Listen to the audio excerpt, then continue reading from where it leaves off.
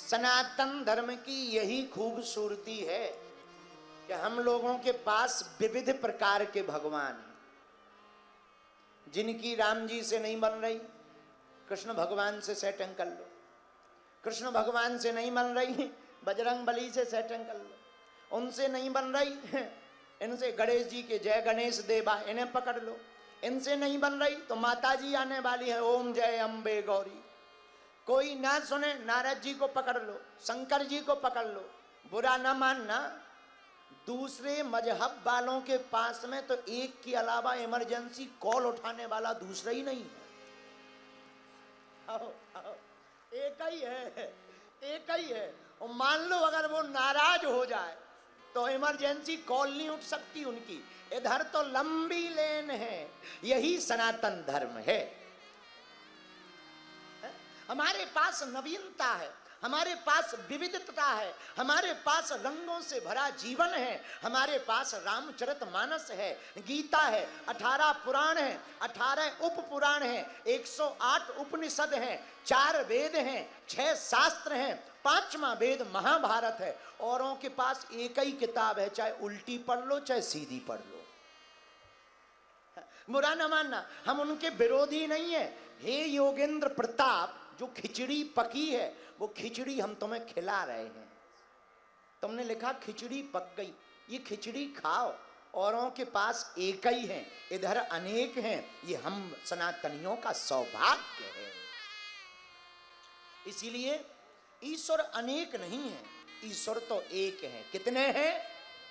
जोर से बोलो। अच्छा, अब प्रश्न उठता है कि अगर ईश्वर एक है तो अनेक की क्या जरूरत?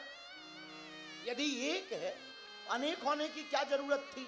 एक ही रहते, कम से कम आदमी विचलित नहीं होता, तरह तरह के प्रश्न और बातें नहीं उठती, मन में संदेह नहीं होता। बात सही है। देखो, विविध रूप धारण करने का मतलब है अपने प्रभु इतने सरल हैं कि वो निराकार ब्रह्म साकार बनकर प्रकट हो जाते हैं। इसीलिए गोस्वामी जी ने लिखा, एहा जाकी रही भावना, जाकी रही भावना,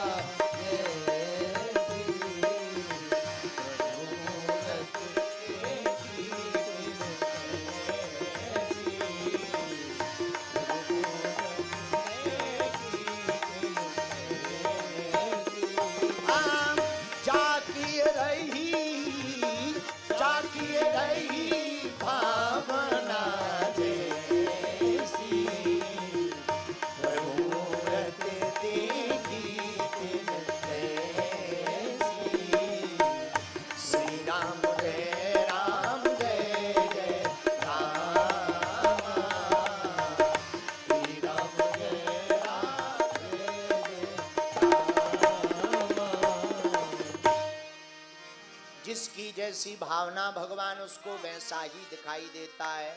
कोई भगवान को बाल रूप में पूजना चाहता तो वो बाल मुकुंद बन गए। कोई उनको वृद्ध रूप में पूजना चाहता तो वो बब्बा जू हनुमान जी बूढ़े वाले बन गए। कोई उनको विशाल काय रूप में पूजना चाहता तो वो गजानन महाराज बन गए। कोई पतले भगवान पूजना चाहता तो राम जी बन गए। जिसकी जैसी भावना, हमारे भगवान वैसे ही बन गए। तो भैया, ये विविधता, अनेक रूप बुराई नहीं है, अच्छाई है। जिस भक्त ने जिस दृष्टि से देखा, भगवान उसी नजर से प्रकट हो गया। बोलो सीताराम। जोर से बोलो, और जोर से बोलो। एक अगला प्रश्न, अगर भगवान एक है, रूप अनेक हैं, अगर हमारी भावना से भगवान प्रकट हुए तो मिलेंगे कैसे? अब अगला प्रश्न था, क्या भगवान मिलते हैं? मिले हैं। किसको? मीरा को मिले, ध्रुव जी को मिले, प्रहलाद जी को मिले, कलयुग में तुलसीदास को मिले, सूरदास को मिले। अच्छा, भगवान मिलते हैं, पर हमको कैसे मिलेंगे? सुनो पागलो, पानी में डूबोगे तो मृत्यु निश्चित है, भक्ति में डूबोगे तो मुक्ति निश्चित है। भगवान को पाने का एक ही उपाय है, उनमें डूब जाओ। कभी दूध और पानी को देखना, आहा, दूध में पानी मिलता है तो दूध में जैसे ही पानी मिलता तो पानी दूध में मिलते ही दूध के रंग में अपने आप को रंग लेता, सफेद हो जाता। दूध कहता मित्र तुमने अपना रूप खोया और हमारे रंग में मिल गए, अब तुम चिंता मत करो, हम भी मित्रता निभाएंगे, जिस मोल हम बिकते हैं पानी को भी उसी मोल बिकवाएंगे। है? पानी को भी उसी मूल्य। अब 20 रुपया का पानी 40 में बिकता, अब दूध के मूल में जब पानी बिक गया तो पानी ने कहा अरे मित्र दूध, तुमने हमको अपने मोल बिकवा लिया, चिंता मत करो। जब उसी दूध को छानकर माताएं चूल्हे के ऊपर रखती हैं तो पानी कहता दूध तुमने अपनी मित्रता निभाई, अब हमारी बारी है, हम भी मित्रता निभाएंगे। जब चूल्हे पर जलाया जाएगा तो सबसे पहले बर्तन को छोड़कर हम जाएंगे।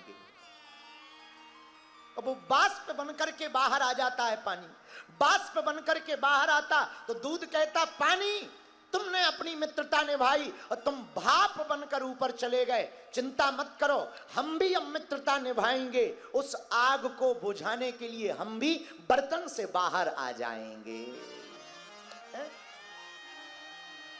विलय होने से ही परमात्मा की प्राप्ति है। किससे प्राप्ति है? विलय। विलय जानते हो?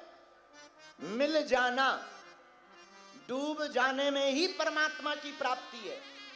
नाटक में खो जाओ। आहा, हमको याद है बंगाल के एक बहुत ही प्रसिद्ध विद्वान हुए पंडित ईश्वर चंद्र विद्यासागर, उनके बारे में हम पढ़ रहे थे तो हमें याद है पंडित ईश्वर चंद्र विद्यासागर जी एक नाटक देखने के लिए बैठे। मंच पर नाटक चल रहा था, नाटक करने वाले अभिनेता ने एक स्त्री के हाथ को पकड़ लिया। ईश्वर चंद्र विद्यासागर जी इतने नाटक में खो गए कि जूता लेकर चढ़ गए और अभिनेता को लगे पीटने। लोग पकड़ने लगे कि ये हकीकत नहीं है, नाटक है, नाटक है, पर वो इतने खो गए। पर अभिनेता ने जूता पकड़ा और प्रणाम करके बोला आज तक हमें गोल्ड मेडल तो बहुत मिले, आज हमें अपने ऊपर गर्व हो रहा कि हमारा नाटक बहुत बेहतरीन है। पंडित ईश्वर चंद्र विद्यासागर जैसा विद्वान भी अगर मेरे नाटक में खो गया है, इससे तय होता है कि मैं बेहतरीन अभिनेता हूं।